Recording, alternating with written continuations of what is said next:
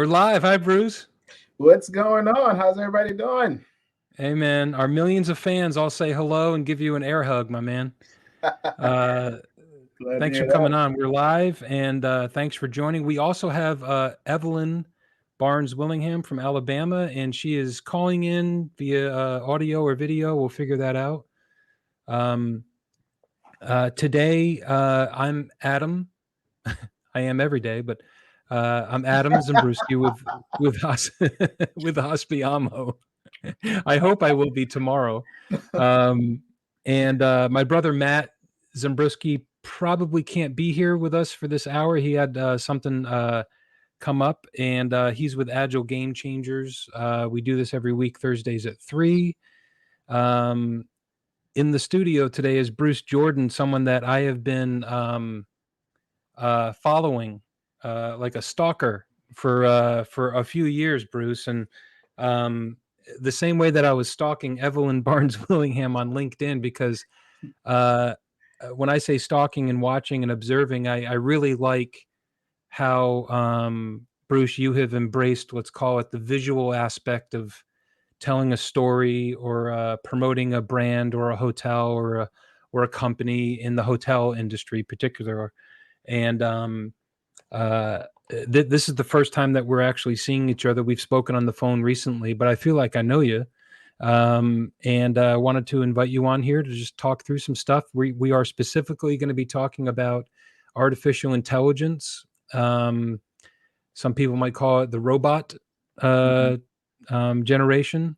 But we're going to talk about how it affects our jobs, how it affects our ownership and management, and compare it to some of the recent the writers' strike out in Los Angeles, because that had something to do with artificial intelligence also. So, hi, Bruce. How are you, man? Pretty good, pretty good. Thanks for having me. It's a great honor to be on this show. Of course, I've been following you for some time as well, and I gotta get you some reels, man. I gotta get you on all the platforms so we can get the tidbits and stip bits for everybody can get a chance to watch the whole thing. You do a good job with all that, and I've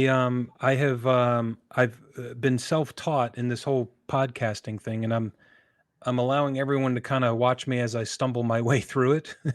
um, the What's fun about it is my brother and I, we get to do something every week, and this is our 20th week actually. We challenged ourselves to just decide to do one thing once a week for 10 straight weeks, just to be consistent, and uh, and just to have something new to do. And this is what we kind of landed on. And the first one was May 25th. It's actually our mom's birthday, May 25th. And so this is week number 20. So shout out to my bro, Matt. We made it to 20, and we're just going to keep on going, because I will tell you that as much as we've learned, doing anything consistently that's new, dude, I have really struggled with keeping it going and working my schedule around saying, be consistent. And I realized how inconsistent that I have been in my life and career in the past, because I'm like, I probably gave up on some things because I wasn't totally committed. So that's how we kind of got started, and very proud about what this has become. And we kind of aspire to just get a little bit better every week. So your comment there about cutting up stuff and clipping, would love to ask you for some advice and some help on that, because you do a very good job with that, particularly with how you put the captions down, Oh right? yeah, It might seem simple, but it's really well done. thank you so much. Thank you so much. So you're, I love how you brand yourself as the MJ of hotels, the Michael Jordan of hotels, right? And so, um, I want to give you a chance to tell the world here, tell the audience where, if they don't know you or have not heard of Bruce Jordan, uh, probably the easiest way for our audience. This is LinkedIn Live. We're also on YouTube Live and Facebook and some other platforms. But really, at the end of the day, we try to optimize the relationships that we have via LinkedIn, because it's just a wonderful thing, particularly with hotels and hospitality managers. Keeps us all connected. So look up Bruce on LinkedIn. But Bruce, what else do you have going on? You have a lot. You have quite a Yeah, few. Yeah, I got a lot going on. I'm Bruce Jordan, the Michael Jordan Hotels. My specialty is saving underperforming properties or properties that are about to get foreclosed or properties that people just feel like they're not meeting the standards of their comps. That they'll bring someone like me to come in and turn things around. I also do a lot of media. So I have a hotel competition called Hotel Management Do's and Don'ts. We're launching season 4 tomorrow, and we it's the best management companies competing against the best management companies with the best hotels, and the number one person wins and get the trophy and prize money and everything else. I have several books out. I'm working on my revenue book because I'm a revenue specialist. So I have my revenue book that I'm working on. That should be coming out this year. It's called the Hotel Revenue Bible. And I also have a hotel bookstore called besthotelbooks.com with over 100 hotel books that you could go and try to improve your skill set, improve your and get your career going where you need it to be. Hey, So good for you. This is a Revenue Bible. Is that your? You said that's more than one book. What books do you have before that? the inside the oh yeah, I have a lot of logs. So I have like a cash count log, a hotel bank cash count log. I have a mail log. I have a front desk log. The new edition of the front desk log should be coming out next week for 2024. Right now we have 2023 in the store. So and that of course with the Hotel Revenue Bible. What's the best website that if somebody wants to check out your stuff there? For the books, the best website would be besthotelbooks.com. And of course, if they need any type of management, they can go to my other website, which is hotelgminc.com. That'll get you there. And Can you say it again? Hotel. Hotel GM Inc. hotelgminc.com. And if you want to check me out on Hotel GM. YouTube, you can go to hotelyoutube.com. Hotel Yes. YouTube. Hotelyoutube.com. That'll take you straight to my YouTube channel. Nice. I use that method for my front desk agents. What I noticed is that they were telling people to book online and basically just sending them to booking.com and expedia.com instead of sending them to the franchise website because the web address was too long. So what I did was I just I bought a bunch of domains and did a redirect, and it took them directly to the franchise website. So if Very nice. Very smart. yeah. So I'll be like hotelatlanta.com will take them directly to the hotel in Atlanta to the franchise website.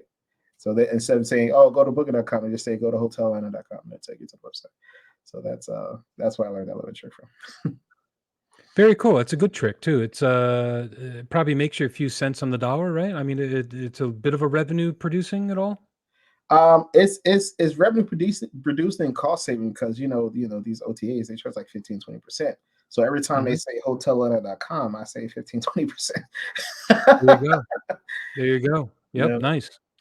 Yeah, that's huge. It's a very smart way to do that. And when the OTAs, for those listening, if you're not sure what an OTA is, it's an online travel agency like Expedia.com or Mhm. Hotels.com or I don't know those other ones that we don't always refer on here.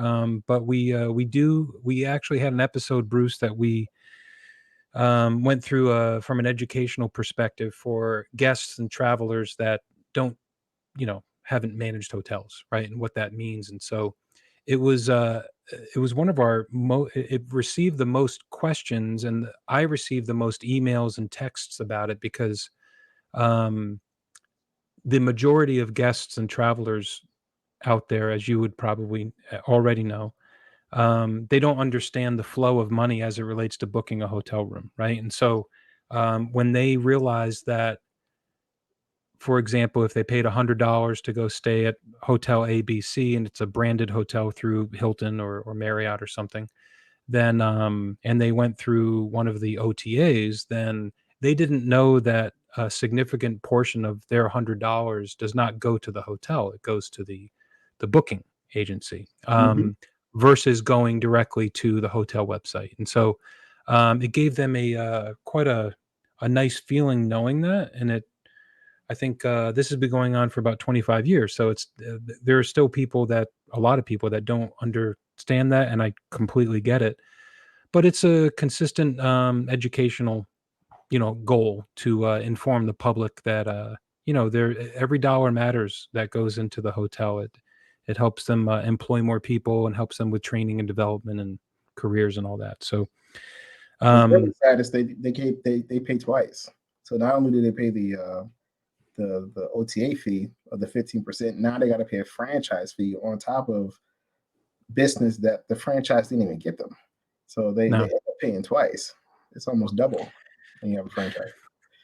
yeah, and that's significant. I mean, 15 cents is on the dollar, 15%. There's um, your total labor for a hotel is about 20 to 30%. So for Mhm. the public out there that doesn't know that, I mean, that's a massive um, expense that does not go to the people level, the property level. Um, the Evelyn, if you're still on mute, but you're still there, I want to give you a shout out. Evelyn has been a regular guest on our show. Look her up on LinkedIn. Also, she's one of the best hospitality and hotel leaders that I've met in a very long time. She's all about her people and has some amazing examples and experiences and stories, and is a great mentor. She's in Alabama, and a very good friend of ours here and mine. And so the I'm seeing that you're on mute, Evelyn, but uh, oh, Oh, there she goes Hello, how are y'all? in all the house. right. Can hear you loud and clear. Meet Bruce Jordan, the Michael Jordan of hotels, Evelyn. I believe it. I believe it. I've seen Bruce. I've seen him doing his thing on LinkedIn. No, thank you so much, Evelyn. Yes, sir. Thank you for connecting everybody, Adam. It's an honor to be with you on this show.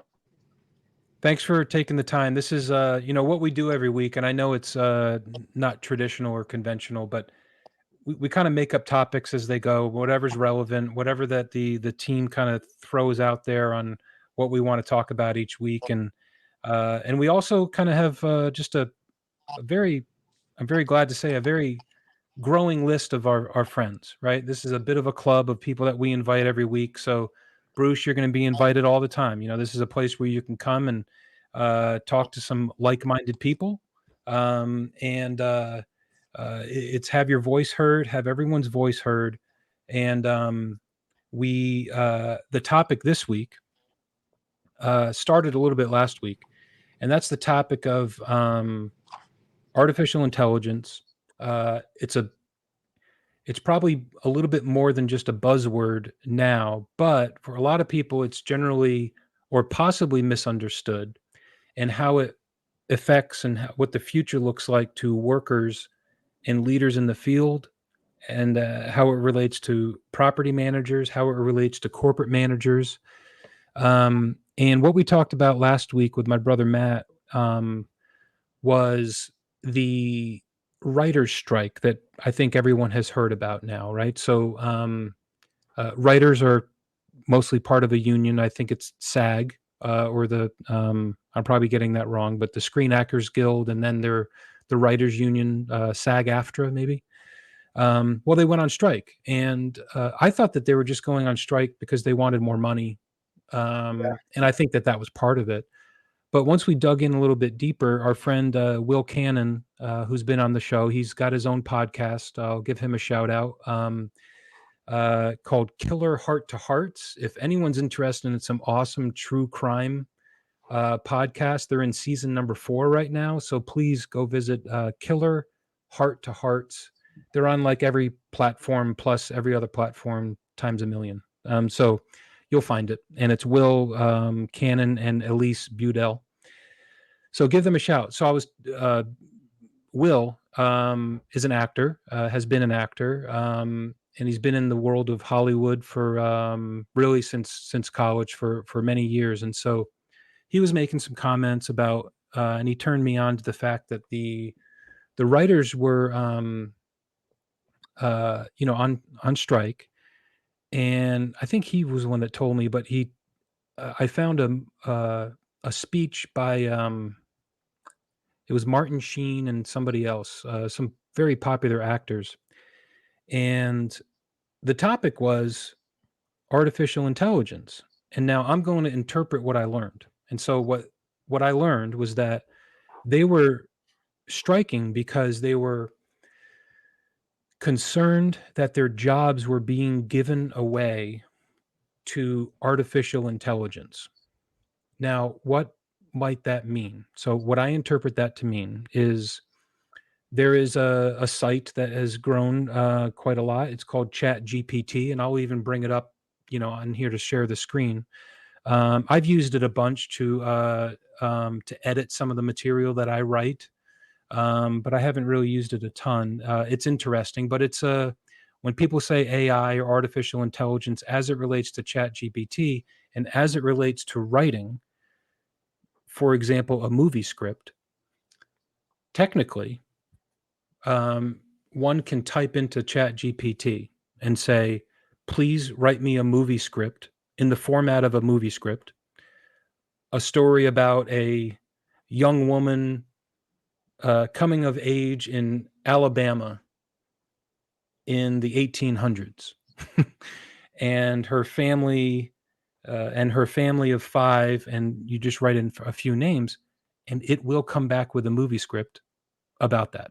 Now, is it properly written? I don't know. I don't know anything, but it technically does come back within seconds a movie script.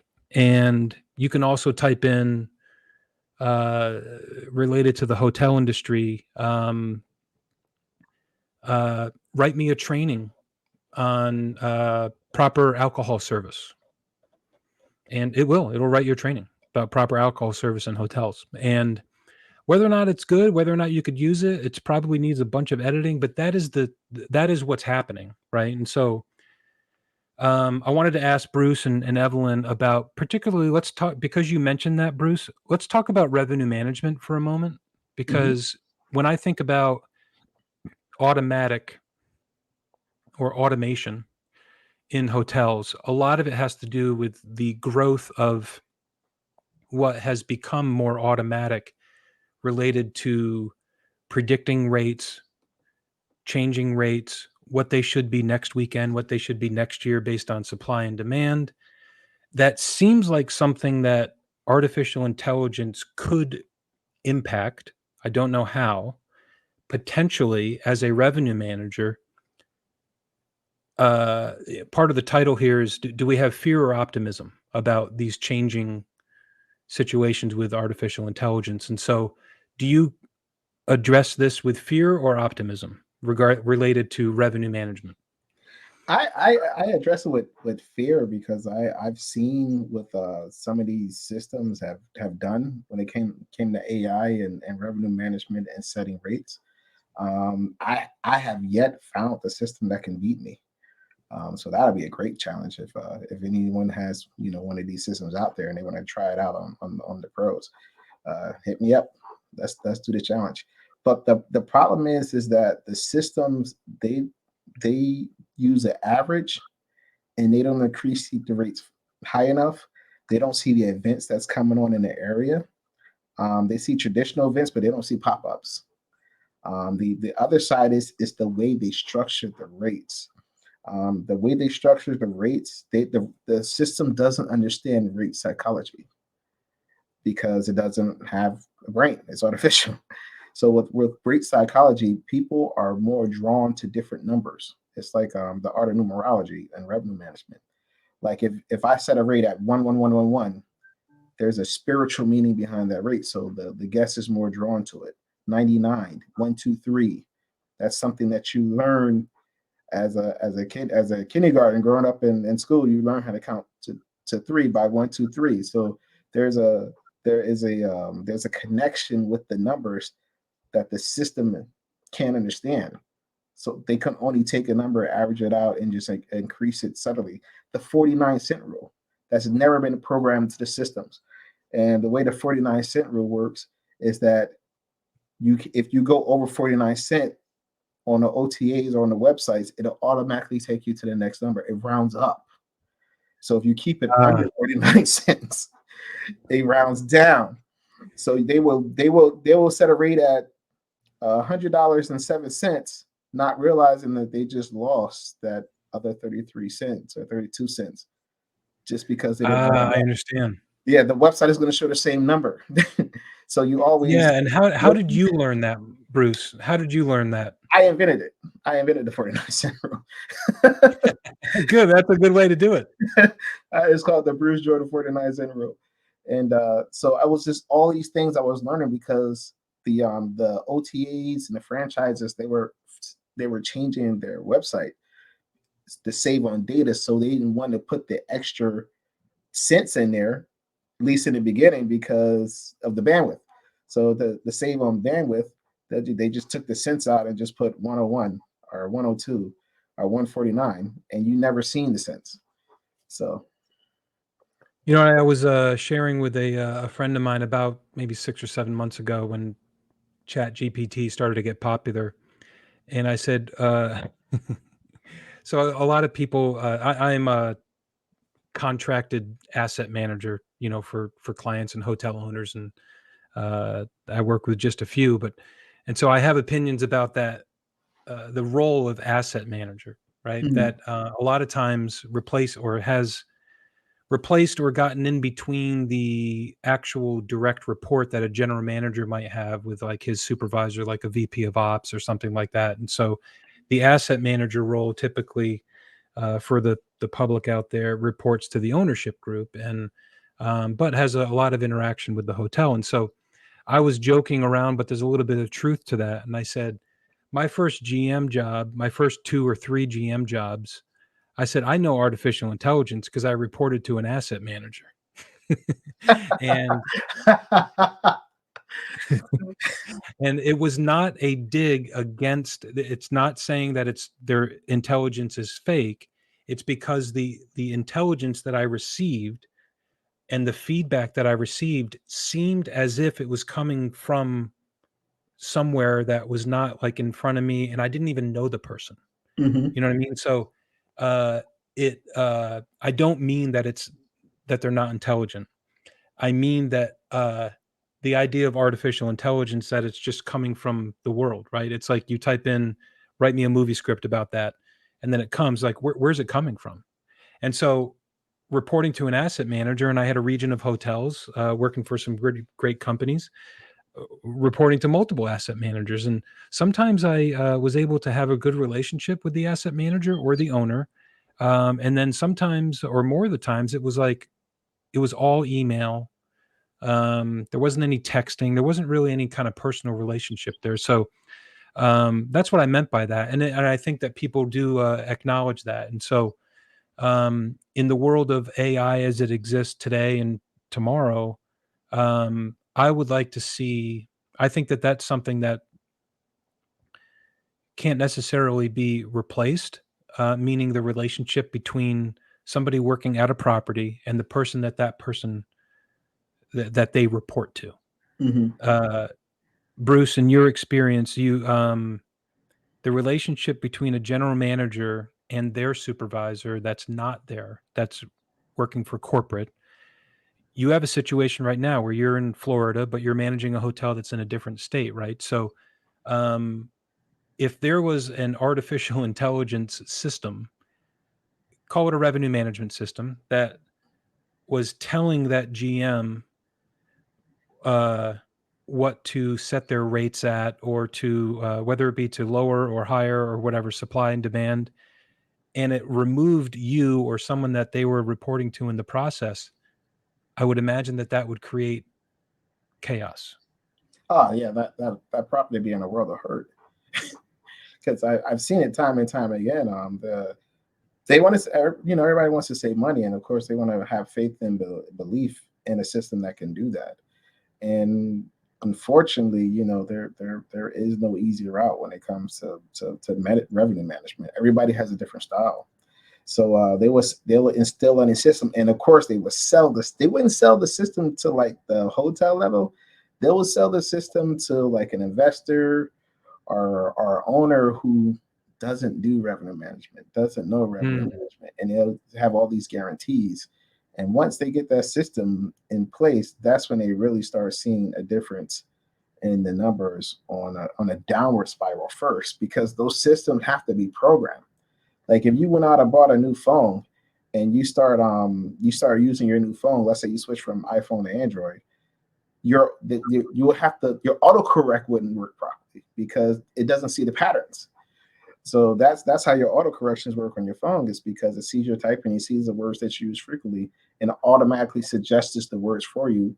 So you can just select it, and boom, it's in there. That if you switch from iPhone to Android, you have to do that all over again.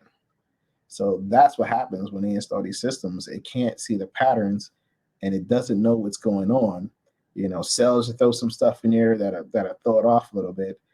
They won't raise the rate high enough, fast enough, especially when the reservation starts picking up. So it's most of the stuff is programmed to check every 30 minutes, and you know how it is when there's no other hotels in the area and you're the only one left, you can sell out in 20 minutes. So especially when you have a really small inventory, you have a really small hotel, you don't have any wiggle room, so you'll be sold out just like that.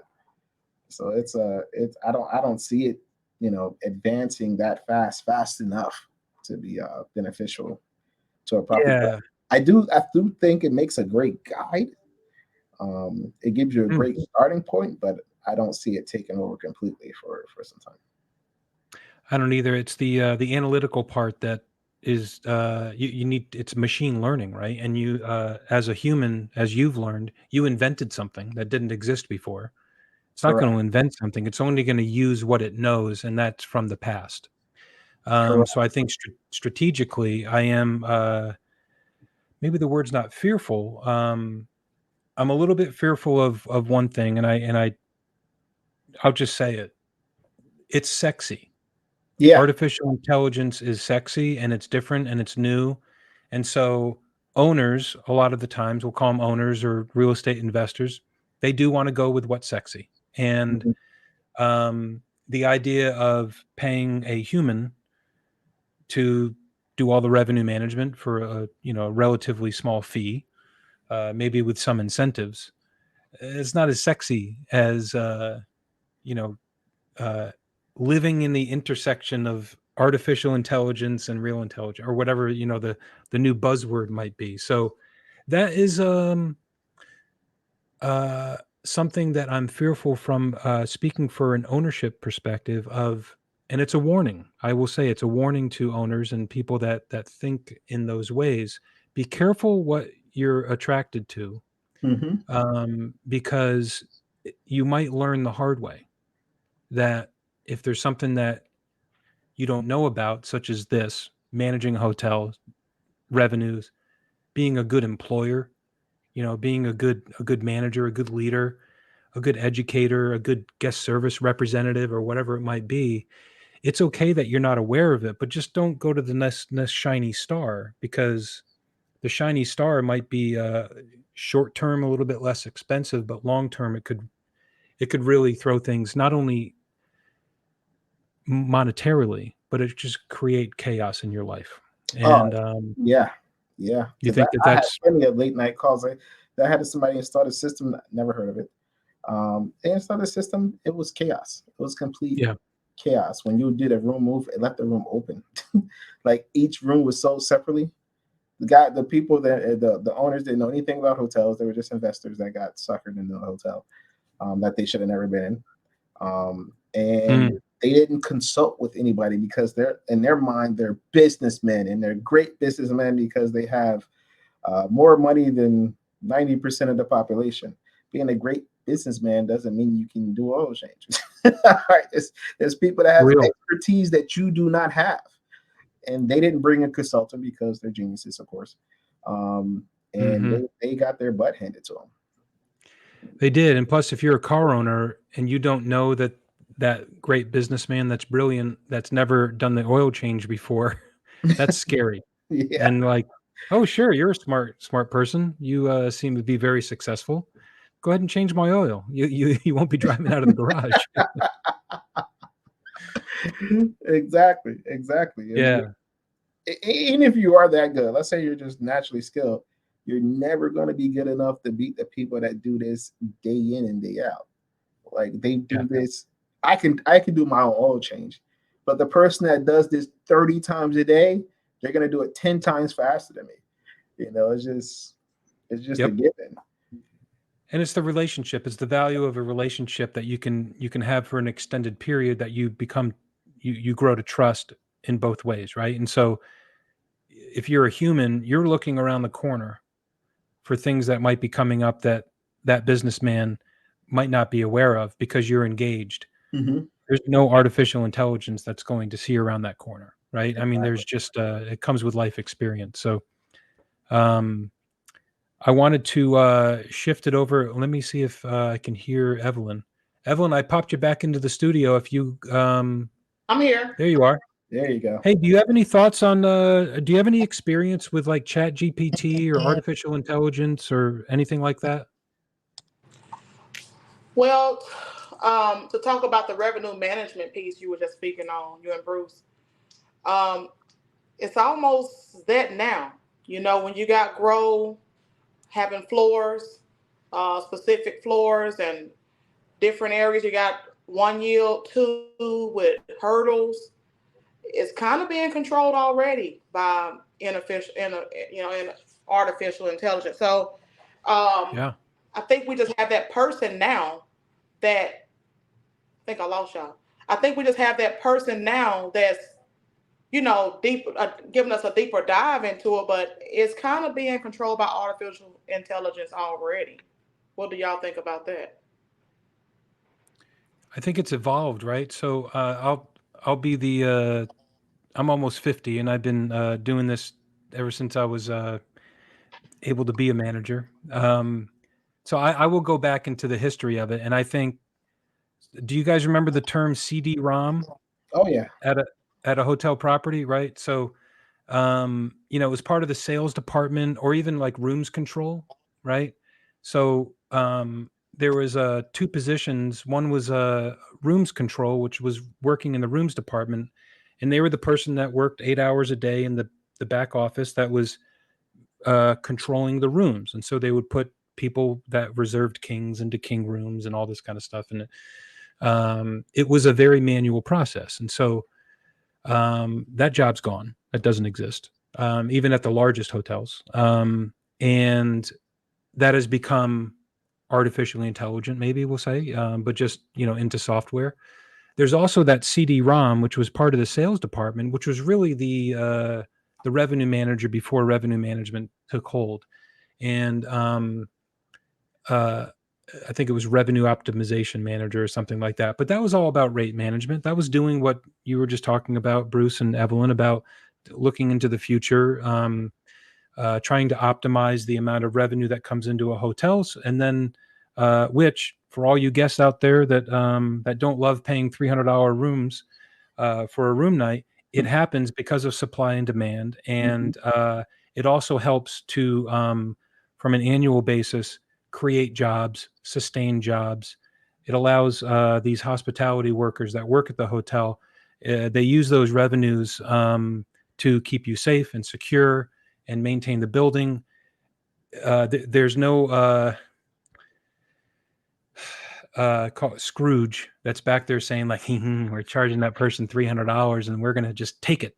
And it doesn't, that's a myth that exists. And I'm talking about some friends and family that don't operate hotels. They think that they're getting gouged. And so when things like that were happening, even 25 plus years ago, there was somebody, a human, that was plugging the buttons, saying that, and pressing the buttons.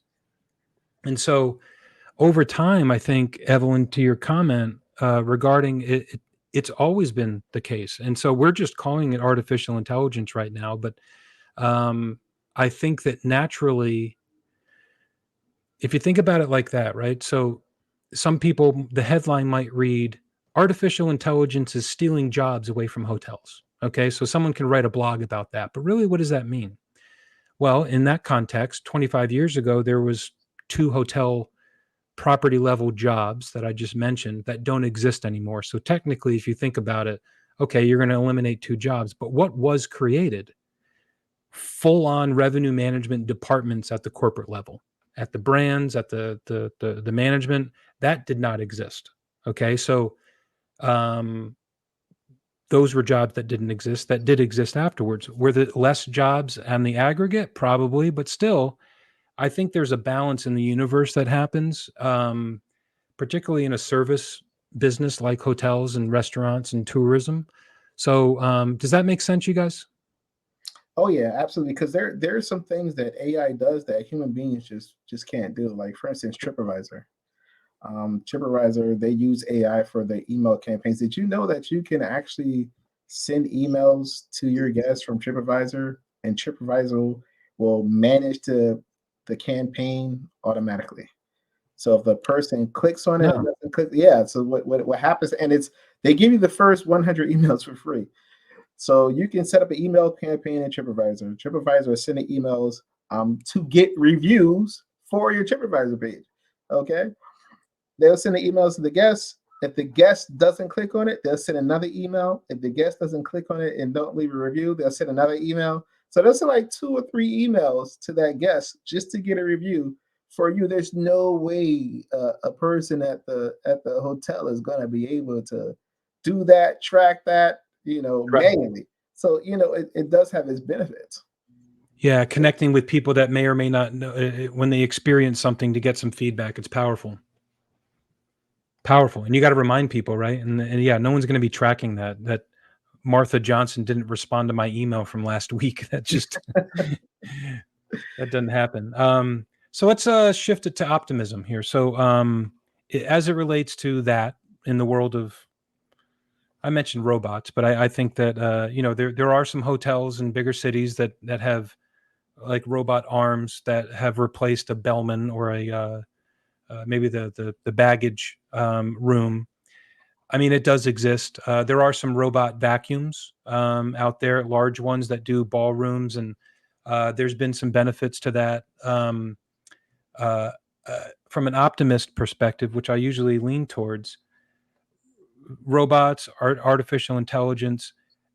Is there an example of how somebody that has skills or might want to learn new skills, how should they be navigating their career and their education and experience in the world of robotics or artificial intelligence? Do you guys have any thoughts on that?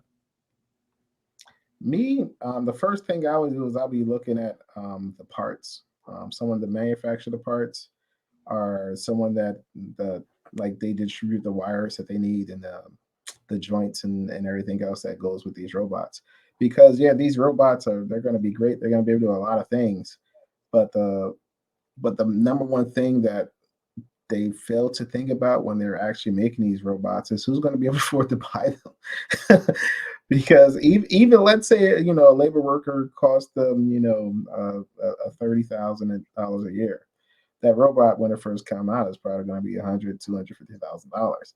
So the person is going to be like, okay, I don't have $250,000. Even if this thing pays itself off in 10 years, I can't afford the capital to risk that right now. So until it comes down in price, I just don't see it.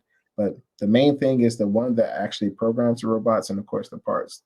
Those are the 2 areas that I'll be looking into to try to capitalize on. It's the the, the idea of data, right? And data and information and the things that robots can do efficiently that humans can't. So here's an example from what I've heard about some of these. One of the, I guess, robot vacuums. One that really touched my heart was the fact that if you have a robot vacuum that is vacuuming the floor, then of course a housekeeper is going to have to manually do that less, which easily equates into less injuries and less insurance costs and people going to the hospital with back problems and arm problems. Um, and I think that's wonderful. Now, one thing that one of the robots, I don't know if it still exists, um, but it had a moisture sensor on it. So as it was running through the room vacuuming, it was sensing moisture and it was also sensing the indentation of the carpet. And so what they would be able to do, so think about that. If you have a vacuum that's a robot vacuum that's sensing all of that for an entire year, you're going to be able to know where water was spilled. Mhm. You're going to be able to know where, I know this might freak out guests a little bit, but you'll be able to know their track, where they're walking. And if you know, and you're going to be able to know where they're putting their bag when they first walk into the room. All of that matters. All of that matters. And as it relates to, think about it from like designing a room, and to the designing the room of the next 20 years, to what might it look like in space if we're going to do space and tourism, which sounds weird, but there's going to be hotel rooms in space, somewhere Mhm. in orbit, or whether it be Mars or the moon or wherever. It's going to happen. It's tourism, right? And so it's already happening, right? So it's just like you said, extremely expensive. So therefore, it's going to take a little while. So um, that's the optimist in me, because I think if we're starting to think about that, and we are going to be able to use data as a way to better serve our guests and to understand them more about what they're doing and what their needs are, I think that's fascinating, because we are only human. We can only talk to a certain amount of people, and we can only take in so much information and data. And so if that data was collected in a way and it was used for the general good, I think that's a pretty cool thing. Absolutely. Absolutely. I got Have a you ever, comment here from Jim. there's some robot vacuums out right now. Have you ever used any of those? I've seen it used. I've not used any myself. I've seen it used. I've seen it tested. Mhm. And there's a lot of feedback. One of the biggest pieces of feedback was the fact that a guest room is more than just carpet. Correct. We have couches and chairs and tables and things like that. And we use wands, which I think I back in my housekeeping days, I was using the wand more than I was using the actual vacuum. I love those things. And so, how's a robot vacuum going to go up into a couch and open it up, and the pull out couch, and remake the bed or whatever, you can get underneath those crevices?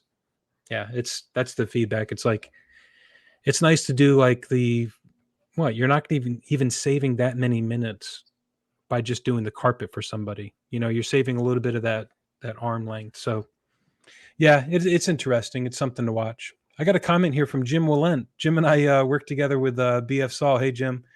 Many years ago, BF Saul, I've mentioned here many times on this podcast on how fabulous of a company and experience that I had with BF Saul, and they took great care of me. And so, and I always promised the day that I left, I'm going to speak all the wonderfulness about BF Saul, because I love them so much. That's where I met Jim Willent. All right. So his comment is, back in the day, I remember using Lotus 123 to create a calendar to indicate rates for my revenue management meeting with our rooms executive and GM. Very unsophisticated for sure, but all we knew 30 years ago. We do need to be careful though on relying too much on technology and AI. Thanks, Jim, man. Good to see you on here, and appreciate that. Thanks. That's an interesting comment. Yeah, Lotus 123. So Yeah, essentially the predecessor to Excel, right? pretty much. Excel just stole it. Like, okay, this is ours now. Yep. It's yeah, and I mean, a lot of companies still do it, but they rely on Excel spreadsheets, Hmm. to do anything from revenue management to P&L management and expense management, and that's okay too. They might use QuickBooks.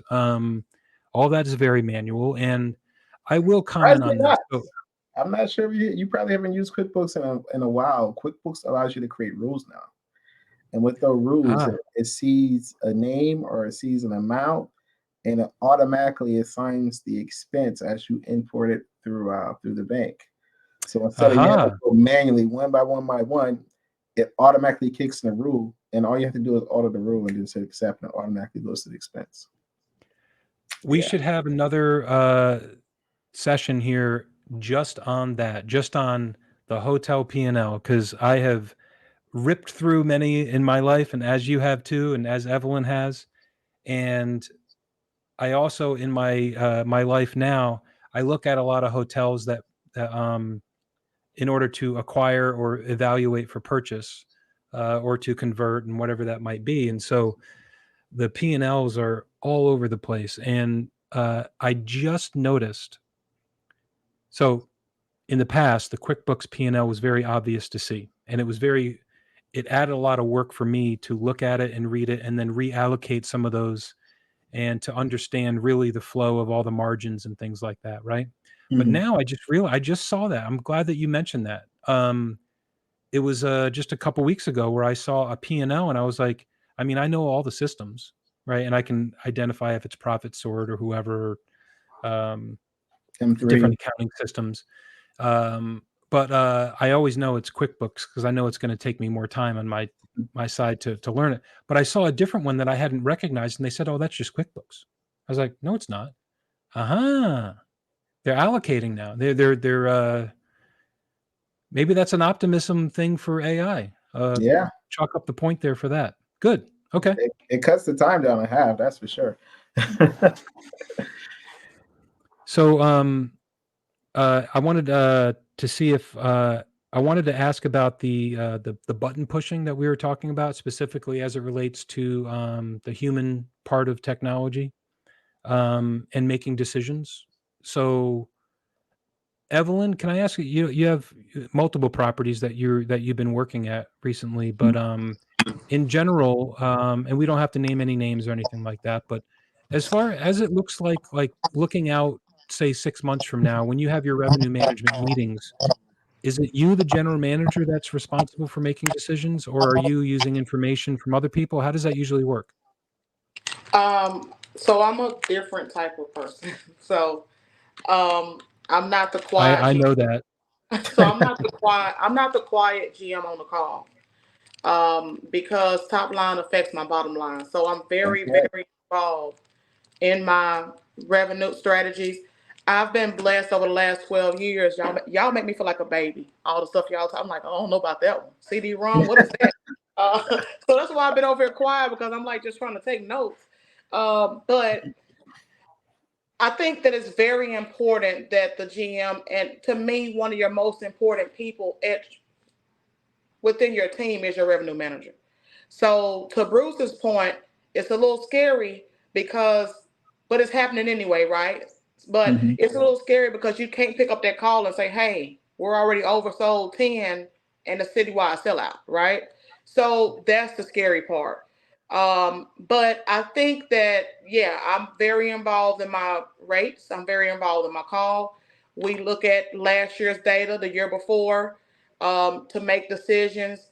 Um, if it comes down to it, and we're offering lower rates for a group, then we're going to try to make up the rate elsewhere. So I think that the GM should be very involved in driving strategies at their properties. Sounds like you're going to be very involved in relocations. You're oversold by 10. So yeah, I'm very like at one point at the Homewood Suites Huntsville, I actually helped the whole market. My first week there, we pulled our rates up $50. Mhm. That helped per diem come up, because Mhm. per diem is based off of city's ADR, not the demand. Mhm. So one of the owners who came over to the property and they took over used to call me Miss ADR. I would go into R&I to grow. I would go in and build rates.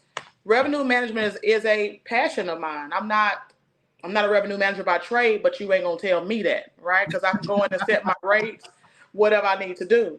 That's right. When I'm real busy, of course, right now I got a great revenue manager, and if I need something done, he'll do it. But if push come to shove, I think all general managers should know how to change their rates on property and shut their system down on property and control their property as they should, because you're the general. Mhm. Yeah, that's right See, on. my style is a little different. I'm more focused on RevPAR than I am on ADR and occupancy. Like I'm usually like number one, number two in occupancy, but I need, even though it's a little bit more expensive, I need high occupancy and I need a really high RevPAR, because with a failing property, you have to reestablish the reviews. The only way you can do that is with more reservations. You're right. I love that, Yeah. but we are the same, okay? Because RevPAR is the most important field on the star report. I mean, all of us go to at a glance and we go all the way down to the bottom, make sure we grew, our percent of change is right. So RevPAR is most important to most seasoned general managers, right? But I'm looking at ADR. I want to grow my ADR. You can have the occupancy because, see, my ADR, I'd rather sell 100 rooms at $100 than 50 rooms. Excuse me, I'd rather sell 50 rooms at, $100 than 100 rooms at $100. Because that's messing up that's messing up my cost per occupied room. I got to pay everybody out of that. So if I'd rather have an ADR of $200 than $100. So we try to make sure that we control that occupancy. If I do, honestly, right now we are number one in our comp set, and we do run perfect sales, right? The comp set is not running perfect sales, but at the end of the day, I don't really care about, I hate to say it, a perfect sale. I want the highest ADR in the market. Sure. So I'm gonna chime in for one moment to tell 99% of our millions of fans out there about what Bruce and Evelyn are talking about. And the situation is just we're competitive. No, it's good. You guys are phenomenal experts, and I will tell you, my brother Matt is constantly reminding me to be like, "What are you talking about?" Because these are two worlds. He's in management, software management, and electrical engineering, and agile management, project management, and we're over here operating hotels and owning them, talking two very different languages. But it's fascinating week after week because we do talk about the words that we use, and it's great learning. So, anyways, I will express what these experts, Bruce and Evelyn, are talking about with a quick story, and it was a failure of mine. I was a front desk manager at a very large Marriott in Orlando. And I had been there for a couple years, and I thought I was ready for a promotion. And I went for it and I didn't get it. And so what did I do? I'm young, I'm ambitious. I start looking around the market and I find some jobs for an office manager. That's a promotion. And it was at a smaller hotel. And so I did not get that job. And the person interviewing me told me why I didn't get that job, or why I didn't even move to the second interview, is because I answered this question wrong. And the question was, would you rather sell, you have a 100-room hotel. Would you rather sell one room for $1,000 or 100 rooms for $10 each? Now, I did not think twice, which is what I did when younger Adam did not think very much before he spoke. And so I said, you want 100 people there to tell the world about who you are, their great experience. You want to fill your hotel with 100 rooms, and it doesn't matter how much money you're making. And she was like, she said, are you sure that's why? I said, yeah, you want to get as many people in there as possible. And because they're going to go out, and my thinking was they're going to go and tell their friends how wonderful the experience was, and they're going to come back and pay whatever you want. And she was like, I appreciate the way of thinking, but why would you be wrong if you were wrong? And I couldn't answer it, man. I was like, I did not have the mindset yet of total revenue or RevPAR. I was very young in my career, and I wasn't really at that point yet of asking those types of questions. And so in the world of what Bruce and Evelyn are talking about is RevPAR, or revenue per available room. They're talking about occupancy, which is the percentage of occupied rooms that you sell every day, or the number of rooms that you sell. If you have sell 70 rooms out of 100, that's a 70% occupancy. And so, and then you have ADR, which is average daily rate. And so RevPAR is the great equalizer. It tells you how much money you're making for the available rooms, not the occupied rooms, which is what ADR is. So the reason why she basically told me to get out of her office was that I wasn't thoughtful, right? It wasn't because I got it wrong. She said I wasn't thoughtful enough about why I could have been wrong. And that was a big learning moment for me. But does that speak to you guys? Have you asked people like that in the past about, is that an interviewing question that you've asked before? I've asked it before. I mean, don't get me wrong. Evelyn is completely right, because her hotel is in a position to be right. Each property is different. Her hotel is in the best position because she controls her comp set. But when your hotel is failing, you have to take control. So Right on. she's 100%. She's 100% right in her And situation. Bruce, you're 100% right, because I've had those properties that was 30 years old that got what was left, and it was on occupancy then, right? So, speaking your language, we both can understand, because I think all three of us basketball players. Adam, you give me basketball player too, but I am. I could tell that makes the best leaders. Athletes make the best leaders because we understand team. But my housekeepers can tell you what RevPAR is. On Wednesdays, we talk about RevPAR, and we'll say, hey, we're at 150. What does that mean? We took 50% of business from somewhere else. They understand RevPAR. They also understand the comp set. They know who's the competition. They know what to come bring us. So everybody sells. But in a situation to where I'm the bottom of the comp set, yes, heads and beds. Period. Mm-hmm. I'm glad that we're talking, and we're going to start finishing up here. The topic was, artificial intelligence. Do we look at this with fear and optimism? And what you just said, Evelyn, and what Bruce, you were talking about, gives me great optimism, because, and it should, for what leadership is at the property level. So the fact that your housekeepers know what RevPAR is, I think I know the answer to this, but do you meet with them every day and talk about this? Do you have a hotel stand-up? Do you gather together your whole team? How often do you talk about these things with them so that they do understand it? Well, we talk about it every week, every Wednesday for sure. And then this morning we had a huddle. Our huddle lasted, I hope ownership ain't listening. It lasted for, so it starts at 9 and ends at 10. It ended at 10 this morning. On the norm, 30 minutes, 25 minutes, but we were on the subject of the top 10 traits of great employees. So we talked about 5 of yesterday and 5 today. And my executive housekeeper, she was speaking, she spoke about 35 minutes. So yeah, I move like I'm a coach. So this is a pep rally. Nice. Morning huddles are pep rallies. And when you're, to Bruce's point, the comp set leader, when you got to make sure your employees are empowered and appreciated. I mean, yesterday we had lunch. Today we had lunch again. It's not Employee Appreciation Week, but we have to appreciate them every day. So we meet every day at 9 o'clock.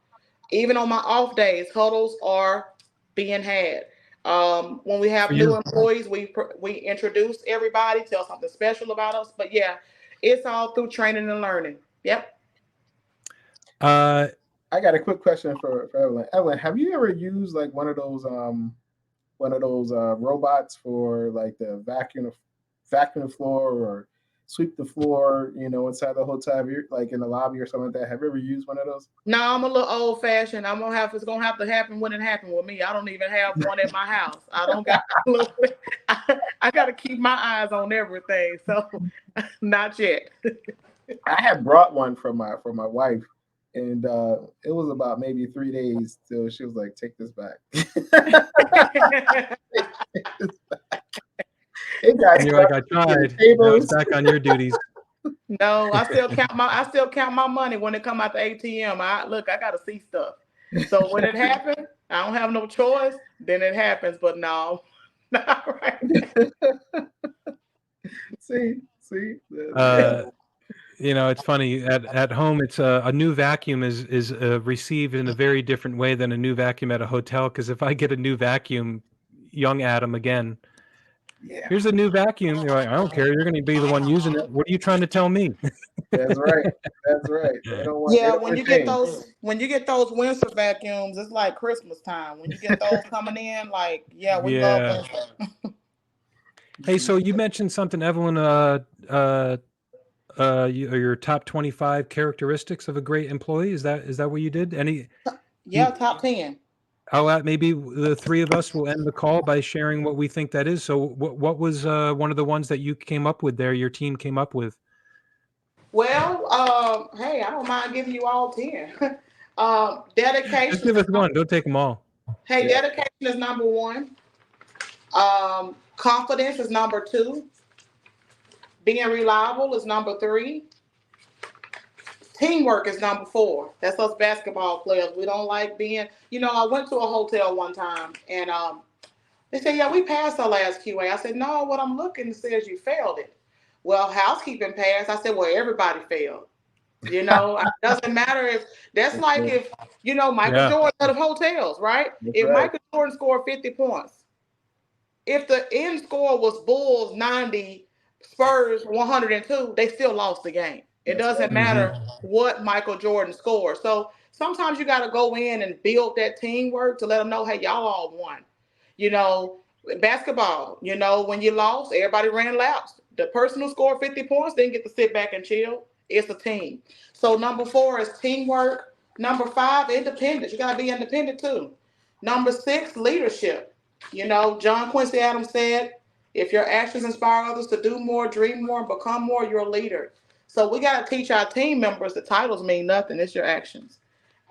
Number 7, interpersonal communication skills. Number 8, self-awareness. Number 9, critical thinking. And number 10, integrity. Would you say everything? Integrity. Integrity, yeah. Oh, integrity. Yeah. Oh yeah, integrity. What's that? No, I'm kidding. The one thing that I've been going back into my memory, I don't know why the first word that came up was curiosity. Where going into my career, I used to think that somebody that I'm working with, I was very curious, but if I found them initially annoying, the ones that were asking like, why is this? Why is that? What can I do? It's this curiosity that they had. And so I think that an employee that has natural curiosity about, okay, why did we set the rates at 125 versus 119? Bruce, you said, why are you using the 49 rule? What does that mean? So I would say having a great curiosity is good. Bruce, do you have one that you want to add? What do you look for in a good? My number 1 is loyalty. That's Okay. Then the reason why is because you'll have employees that will, they come and go, but the ones that are loyal and stay is usually the ones that I reward the most.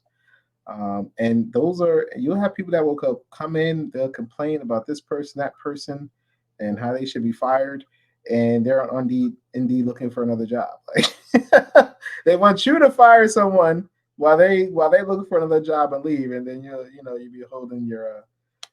That's a regular theme here. We talk about the things that we learn of what not to do, and one thing that doesn't look good is when somebody knocks somebody down and think that they look taller. There you go. That's And no they don't good. That realize doesn't that work. you can see their Indeed activity from your profile, so you can see when they're looking for another job. I laugh. I don't really. Yeah, you get used to it after a while, So that's the number 1 thing that I usually reward is loyalty. We're going to finish up here, y'all. Thank you, Evelyn and Bruce. Man, this was awesome. This literally warms my heart because I love the idea of people connecting that may not have otherwise connected. And so to our millions of listeners out there, if you want to connect with Bruce Jordan, check him out on LinkedIn. He's the Michael Jordan of hotels. Couple of the websites here that you mentioned, besthotelbooks.com, Bruce. And you've got several books there. One of them that you wrote called The Revenue Bible. And then I'm excited to check out your hotel do's and don'ts episodes. And you said you have a new one coming out. You're kind of re-engaging that. I'm excited about that because that's tomorrow. And so where can somebody find that? Is that on LinkedIn or what? It's I usually post it on YouTube, but I post a link on LinkedIn, so it'll be hotelyoutube.com. On YouTube. Very cool. So and Evelyn Barnes Willingham, find on LinkedIn. And anytime that you wanted to talk about anything, if you're curious about a new subject that you think that we should be talking about, you can contact me at adam@hospiamo.com. And if you already know me, you just text me or use telepathy because we're all connected anyway. So Thanks everybody. Bruce, Evelyn, you guys are the best. Thank you so much for spending your busy time, and it really means a lot to hear your voices. And we'll be doing this again. All right, Adam, thank you so much. And Bruce, finally to meet you. Same here. Same here. Yes, sir. we'll all get Y'all together have a in good person weekend. someday. Yes, We're gonna we do it. will. We're gonna have a party, a For hotel sure. party. For sure. You coming up to Alabama? Come on Bye, everybody. down. Bye-bye. Bye.